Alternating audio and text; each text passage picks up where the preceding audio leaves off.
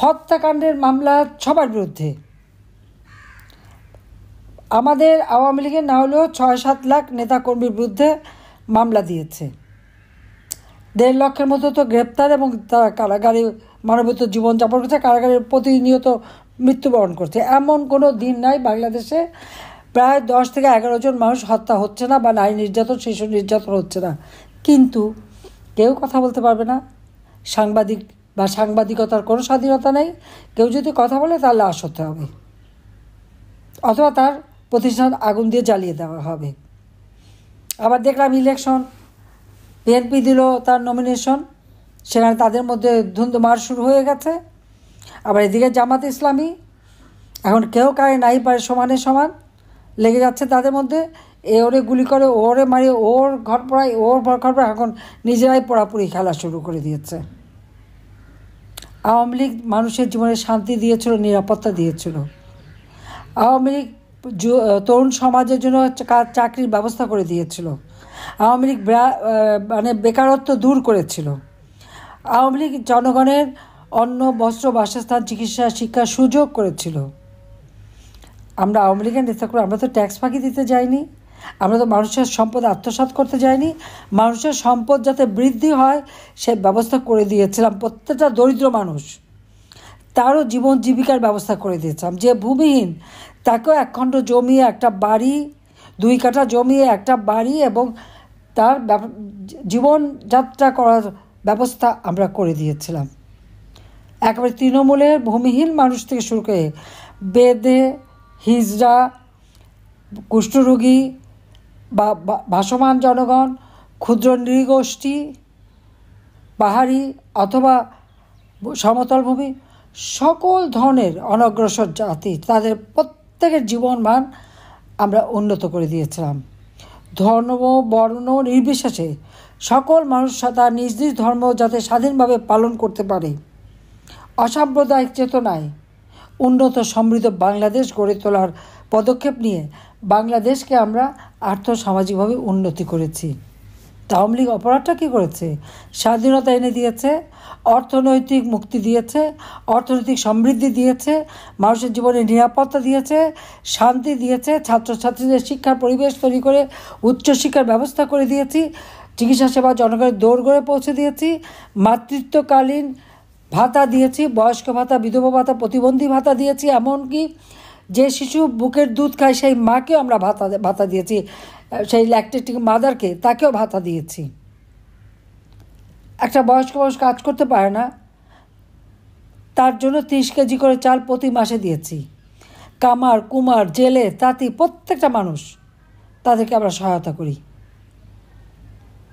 Ukraine যুদ্ধ, sanction, Covid, বিভিন্ন কারণে যখন ইনফ্লেশন বেড়ে গেল, 1 কোটি পরিবারকে টিসিবির কার্ড দিলাম, মাত্র 30 টাকা কেজিতে চাল কিনতে পারবে, ডাল, তেল, চিনি যাতে কিনতে পারে সে ব্যবস্থা করে দিলাম, যেন কোনো মানুষ কষ্ট না পায়। ডক্টর ইউনূস এসে কী করলো? সব বন্ধ। তারপরে পারিবারিক কার্ড বা বয়স্ক ভাতা, যে জিজ্ঞেস করে ভোট দিয়েছেন গায়ে, হ্যাঁ বলে নৌকায় ভোট দিয়েছে, বাস তার কার্ড বন্ধ। 1 কোটির মধ্যে 43 লক্ষ বের করলো, তারা নাকি আওয়ামী লীগ পরিবার, তারা ভাতা পাবে না, তারা কার্ড পাবে না। আরে এখানে তো 43 লক্ষ আওয়ামী লীগ, কিন্তু 57 লক্ষ তো অন্য দল বা সাধারণ মানুষ। তা আওয়ামী লীগ তো সে দলীয়করণ করেনি, বৈষম্যহীন সমাজ গড়তে চেয়েছে। আজকে সব জায়গায় বৈষম্য, সব জায়গায় দলীয়করণ, সব জায়গায় হয় জামাত নয় বিএনপি। আইসিটি যেখানে যুদ্ধ অপরাধীদের বিচার করেছে সেখানে বিচার করবে, আমাদের বিরুদ্ধে মামলা। ওই কোর্টে কারা আছে? কোর্টের যারা জজ সাহেবরা বসে আছেন সব জামাত আর বিএনপির লোক, আর চিফ প্রসিকিউটর থেকে শুরু করে তারা সব কারা? যুদ্ধ অপরাধীদের বিচারে যারা ডিফেন্সে ছিল তারা। আর আমরা তো কোনো মামলা নোটিশ পাইনি, কিছুই পাইনি। আর আমাদের ঘর বাড়ি সব তো জ্বালিয়ে পুড়ে ছারখার। গণভবন লুটপাট, যারা প্রথম ঢুকলো বেশ ভালো ভালো জিনিস লুটপাট করে নিয়ে গেল, কিছু বাদ দেয়নি। ক্ষেতের ফসল থেকে শুরু করে ছাগল, গরু, ভেড়া যা ছিল সবই লুট করে নিয়ে গেছে। আমার আওয়ামী লীগের অগণিত নেতা কর্মীর বাড়িঘর লুট, আগুন দিয়ে পোড়ানো। ওই 32 নম্বর ভেঙেছে, লুট করেছে। সুধা সদন ডক্টর ওয়াজার সাহেবের বাসা, যে জয়পুতুলের বাসা, সেটা লুটপাট, আগুন দিয়ে পুড়িয়ে দেওয়া, যেখানে আবার হাজার হাজার লক্ষ লক্ষ নেতাকর্মী তার সব কিছু হারিয়েছে। আমাদের তো সেজন্য আর কোনো আফসোস নেই। কিন্তু যারা এই কাজগুলি করেছে তাদের তো ছেড়ে দেওয়া যাবে না। যারা ঘরে ঢুকে মাকে সম্মান করতে পারে না, বাবাকে সম্মান করতে পারে না, ছোট্ট শিশু বা নারী কাউকে সম্মান করতে পারে না, তাদের তো ক্ষমা নেই। তাদের আমরা বিচার করব, কারণ কোর্টে তুলে বিচার করে তাদের অপকর্মগুলি জাতির সামনে তুলে ধরতে হবে। সবাইকে চিনে রাখেন, হিসেব রাখেন। প্রত্যেকের বিরুদ্ধে মামলা আমাদের বিরুদ্ধে দিয়েছে। যারা অপরাধ করেছে, মানুষ হত্যা করেছে, সেই 15ই জুলাই থেকে যারা অপরাধ করেছে তাদেরকে তো ইন্ডেমনিটি দিয়েছে। ইন্ডেমনিটি দেওয়ার অর্থই তো যে এরা অপরাধী। আর মামলা দিয়েছে আওয়ামী লীগের নামে। আর কারাগারে বিনা চিকিৎসায় আমাদের একের পর এক জেল হত্যা করে যাচ্ছে ইউনূস। কাজে প্রত্যেকটা জিনিসের হিসাব নেওয়া হবে। আর আজকে এভাবে বারবার আর নির্যাতিত হওয়া যাবে না। সকলে এখন নামতে হবে, প্রতিরোধ গড়ে তুলতে হবে। ওই মব ভায়োলেন্স যারা করেছে তাদের বিরুদ্ধে ব্যবস্থা নিতে হবে। এবং সেই জন্য যে কর্মসূচি আমরা দিয়েছি 13 তারিখ পর্যন্ত, এই কর্মসূচি বাস্তবায়নের জন্য জনমত সৃষ্টি করতে হবে। আপনাদের প্রত্যেকটা এলাকায় যত উন্নতি করেছে সেইটা তথ্যগুলি সংগ্রহ করে সেটা লিখে প্রত্যেক ঘরে ঘরে পৌঁছান, মানুষের কাছে পৌঁছানোর ব্যবস্থা করে দেন। এই জন্য যে আমরা তাদের জন্য কতটুকু কী করেছি আর এখন তারা কেমন আছে নিজেরা যাচাই করে দেখুক।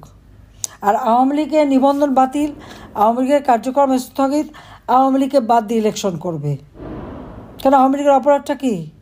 অপরাধ একটাই, আওয়ামী লীগ এত অপপ্রচার আমাদের নামে, এত মামলা, এত কিছু করার পরেও এখনও বাংলাদেশের সাধারণ জনগণ আওয়ামী লীগকে চায়, তারা আমাকে চায়।